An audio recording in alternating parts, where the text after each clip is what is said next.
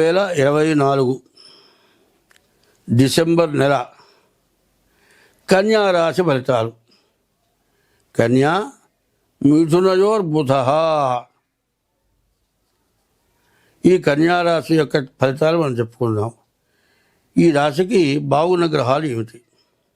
కుజుడు, రవి, శుక్రుడు, శని, గురువు. ఈ గ్రహాలని కూడా బాగున్నాయి. ఈ బాగున్నటువంటి గ్రహాలు ఏమిటి? కుజుడు, రవి, శుక్రుడు, శని, గురువు.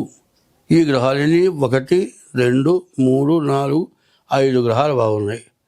ఈ 5 గ్రహాల వల్ల వచ్చే ఫలితం, గురువు 9ంట ఉన్నాడు.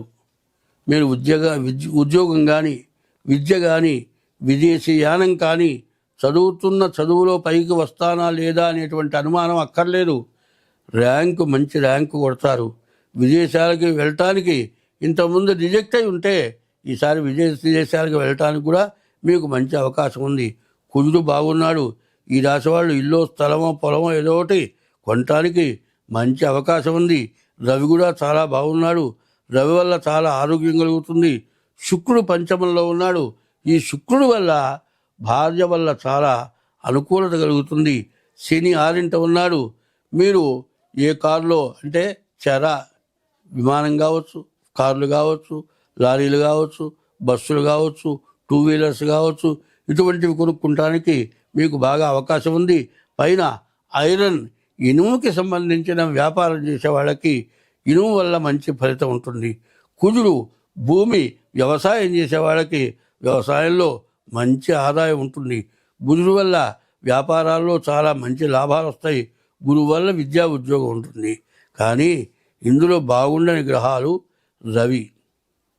రవి తర్వాత కేతువు, బుధుడు. ఈ 3 గ్రహాలు బాగాలేవు. ఈ 3 గ్రహాలకి తగిన శాంతి చేసుకోవాలి. అయితే నేను చెబుతోంది గోచారము, మీ జాతకం పూర్తి జాతకం మాత్రం కాదు. ఇది మీరు పూర్తిగా గుర్తుపెట్టుకోవాలి. మీరు పుట్టిన తారీఖు, నెల, సంవత్సరం, దాన్ని బట్టి మీ జాతకం చెప్పడం జరుగుతుంది. కాబట్టి 2 రకాలు. గోచారంలో 25 వంతులు జరుగుతుంది, గ్రహచారంలో 75 వంతులు జరుగుతుంది. కాబట్టి ముందు మీ డేట్ ఆఫ్ బర్త్ ద్వారా మీ జాతకం చూపించుకోండి.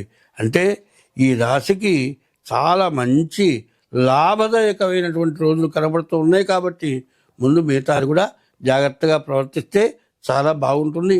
పైన మీరు తారీఖు, నెల, సంవత్సరం టైంతో ముందు మీ జాతకం చూపించుకోండి.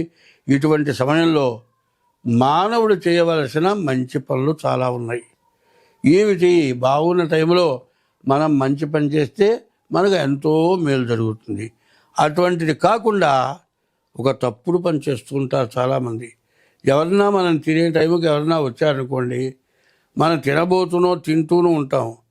వాళ్ళ తలుపు తీయాలంటే తినేది లోపల దాచిపెట్టుకొని వచ్చి తలుపు తీసి వాళ్ళతో కూర్చొని, వాళ్ళతో మాట్లాడి, వాళ్ళు ఎంతసేపటికి పోకపోయినా సరే వాళ్ళు చివరికి వేసి అక్కడ ఉందాం, ఆ పూటకి తిందామని వచ్చిన వాళ్ళు కూడా వెళ్ళిపోయిందాక మీరు కూడా తింటాం మానుకొని వాళ్ళు వెళ్ళిపోయిన తర్వాత మీరు తినటం జరుగుతుంది. ఈ రాశి ఎట్లాంటిదంటే, విష్ణుమూర్తి మిమ్మల్ని రక్షించడానికి వచ్చాడు. మరి ఏదైనా తినే టైం కూడా పరమేశ్వరుడన్నా, విష్ణువన్నా, బ్రహ్మ అందరూ ఒకటే. భగవంతుడు ఎట్లా వస్తాడంటే, నీవు పెడతావా పెట్టవా అని పరీక్ష చేయడానికి వస్తారట. ఒక బ్రాహ్మణ స్త్రీ మహాపతివ్రత దరిద్రంతో ఉంది. కట్టుకుంటానికి సరిగ్గా సరిపోయినంతటువంటి చీర లేదు. భర్తకి పాదసేవ చేస్తుంది. ఆ పూట ఇంట్లో అన్నం లేదు.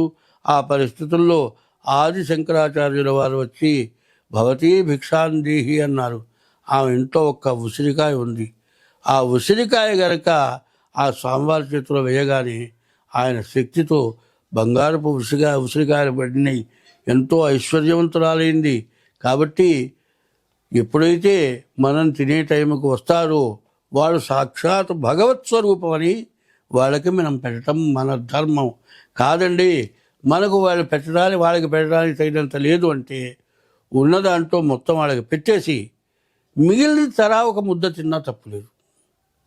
మీరు ఆ త్యాగం ఎప్పుడైతే చేయగలిగారో మీకు దరిద్రం అంటూ మీ జీవితంలో రాదు. కాబట్టి ఈ రాశి వాళ్ళకి మంచి సమయం కాబట్టి ముందు మీ జాతకం చూపించుకోవటం, ఎవరికైనా అంతా పెట్టటం. రెండోది, ముందు తల్లిదండ్రులకి అన్నం పెట్టి తినటం, తర్వాత గురువుని పూజించటం.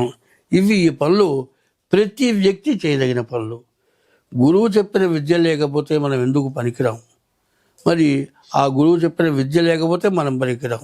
కానీ గురువు విద్య చెప్పాలి అంటే నీ తల్లిదండ్రులు నిన్ను కానీ సర్వస్వం ధారపోసి నువ్వు పుట్టేవాడికి నీ తల్లిది పునర్జన్మ కింద లెక్క. తండ్రి పోషించినా, తల్లిని పోషించినా, కొడుకును పోషించినా, మరి వాళ్ళని రక్షించినా, ప్రాణం ఉంటే కదా వాళ్ళు రక్షింపబడేది. మరి నిన్ను కన్న తల్లి నీవు పుట్టేటప్పటికీ మళ్ళీ పునర్జన్మే. నువ్వు పుట్టినదాకా జీవిస్తుందో లేదో తెలియదు. అటువంటి కన్న తల్లిని, తర్వాత నీకు విద్యాబుద్ధులు చెప్పించిన తండ్రిని, మిమ్మల్ని తీర్చిదిద్దిన గురువుని పూజించి దేవుణ్ణి పూజించడం చాలా అవసరం. కాబట్టి ప్రతివాడు కూడా ఏదో నేను పూజలు చేశాను, ఆ పూజలు చేశాను, నాకు పనులు కావటం లేదు, జ్యోతిష్యం అంబక్కు, జ్యోతిష్యం అబద్ధం, ఇట్లాంటి మాటలు చాలామంది అనుకుంటున్నారు. మీ ప్రవర్తన చాలా విశేషమైంది. ఎందుకంటే ఇవి ముందు ముఖ్యంగా చేయాలి. ఇవి కాక చెడు పనులు జరుగుతున్నాయి. ఒక ఆడపిల్ల, ప్రతివాడికి కూడా ఒక మగవాడికి ఒకతే భార్య, ఒక భార్యకి ఒకడే భర్త, ఇంతమంది ఉండకూడదని మన అనాది శాస్త్రం, హిందూ ధర్మశాస్త్రం చెప్తుంది. దాన్ని తప్పి వేరే మార్గం దొక్కుతున్నారు. దానివల్ల తల్లి, తండ్రి, గురువు, దేవుణ్ణి పూజించినా మీకు మంచి ఫలితం రాదు. కాబట్టి రెండోది, పరస్త్రీ వ్యామోహం, పరస్త్రీ నింద, పరస్త్రీని బాధ పెట్టడం, ఇవి పనికిరావు. ఈ రెండు చేయటమే కాక ఎప్పుడూ కూడా మనం ఎవరికి ఎటువంటి అపకారం చేయకుండా ఉండటం చాలా మంచిది. కలవు స్మరణాన్ముక్తి. ఈ కలియుగంలో ఏమిచ్చారంటే, కృతయుగంలో యజ్ఞయాగాది క్రతువులు చేయటంట, త్రేతాయుగంలో తపస్సులు చేయటంట, ద్వాపర యుగంలో కృష్ణ పరమాత్మని పూజించటంట, కలియుగంలో కలవు స్మరణాన్ముక్తి. మనకు తేలిగ్గా మోక్షాన్ని ఇచ్చేటువంటి మార్గం ఉన్నది.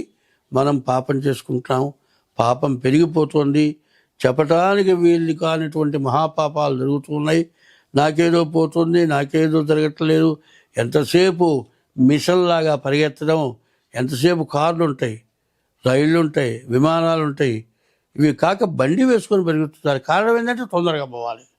ఈ లోపల ఇరుకులో ఎవడోడు గుద్దుతాడు, కాళ్ళు ఎరగటమో చేతులు ఎరగటమో జరుగుతుంది. కాబట్టి జనాభా పెరిగిపోతుంది, పాపం అంతకంటే పెరిగిపోతుంది. ఈ పాపం నుంచి మనం తప్పించుకోవాలంటే మనం ఎన్ని లక్షలు సంపాదించినా, ఎన్ని కోట్లు సంపాదించినా నువ్వు ఒక గిద్దెల బియ్య పన్నం తింటావు, కానీ సూర్యుడి బియ్య పన్నం మాత్రం ఒక్కసారి నువ్వు తినలేవు. కాబట్టి నీవు ఎంత సంపాదించినా నీవు బతుకున్నంతకాలమే తింటావు, కానీ నీవు చచ్చే రోజు ఎత్తుకోలిపోలేవు. నీవు బతుకున్నంతకాలం ఒక గిద్దెల బియ్య పన్నం తింటావు, కానీ సూర్యుడి బియ్య పన్నం ఒక్కరోజు మాత్రం తినలేవు. కాబట్టి ఇక్కడ ఉండగా తినేది గిద్దెల బియ్య పన్నమే. మనం వెళ్ళే రోజు ఇక్కడ వదిలిపెట్టి పోయేదే. అది కాస్త ఆలోచించుకొని, మనకంటే ఉన్నవాడిని చూసి మనం గొప్పగా పోవాలి కోరుకోవటం కాదు, మనకంటే తక్కువ వాడిని చూసి వాడికంటే మనం బాగున్నాము అని వాడికి దానం చేసే మనస్తత్వం కావాలి. అయితే కొంతమంది అంటారు, వాడు కొన్ని వేల కోట్లు సంపాదించారు, ఎవరికీ దానం చేయటం లేదు అనే సంగతి మనకు అనవసరము. వాళ్ళ వల్ల కూడా కొంతమంది బతుకుతున్నారు, వాళ్ళ వృత్తి రీత్యా వాళ్ళని పోషిస్తున్నారు. మనం ఎవరిని పోషిస్తున్నామా? మనం ఎవరిని పోషించటంలే. కానీ వాళ్ళు కూడా ఇప్పుడు నేను చెప్పేటువంటిది మనస్సు పెట్టి విన్నట్లయితే బీదవాళ్ళని, మధ్యతరగతి వాళ్ళని ఎంతైనా ఆదుకోగలుగుతారు, ఎంతైనా చేయగలుగుతారు. కాబట్టి ఈ రాశి వాళ్ళు ఈ చెప్పింది శ్రద్ధగా వినండి. తర్వాత ఈ రాశి వాళ్ళు కూడా ఏం చేయాలి? కేతువు, బుధుడు, రాహువు, ఈ 3 గ్రహాలకి కూడా పూర్తి శాంతి చేసుకోవాలి. తర్వాత మీ డేట్ ఆఫ్ బర్త్ ద్వారా మీ జాతకాన్ని చూపించుకొని మీకున్న దోష నివారణకి తగినటువంటి మరి కార్యక్రమాలు చేయించడం జరుగుతుంది. కాబట్టి మీరు దీన్ని అవలంబించాలని నేను చెబుతోంది జాతకమే కాదు, మీ నడవడిక చెబుతున్నా. మీ నడవడిక ఎందుకంటే మంచి ఒకసారి కాదు 10 సార్లైనా వినాలి, అందులో ఒక్కటైనా ఆచరించాలి. ఇప్పుడు నేను ఇంతసేపు చెప్పింది ఏదైనా ఒక్కటి ఆలోచించినా నేను చెప్పిన దానికి మంచి జరిగింది, భగవంతుడు నన్ను కూడా రక్షిస్తాడు. మీరు మంచి చేస్తే మీకు నేను చెప్పినందువల్ల, మీరు చేసిన మంచి వల్ల భగవంతుడు నాకు రక్షణ ఇస్తాడు అనే ఉద్దేశంతో చెప్పేదే. కాబట్టి మీరు జాగ్రత్తగా ఈ రాశి వాళ్ళు ఈ 3 గ్రహాలకి కూడా తగిన శాంతి చేసుకోండి. మీ డేట్ ఆఫ్ బర్త్ చూపించుకోండి, మీ హస్త సామర్థ్యం చూపించుకోండి. కింద మా ఫోన్ నెంబర్ ద్వారా సంప్రదించండి. స్వస్తి.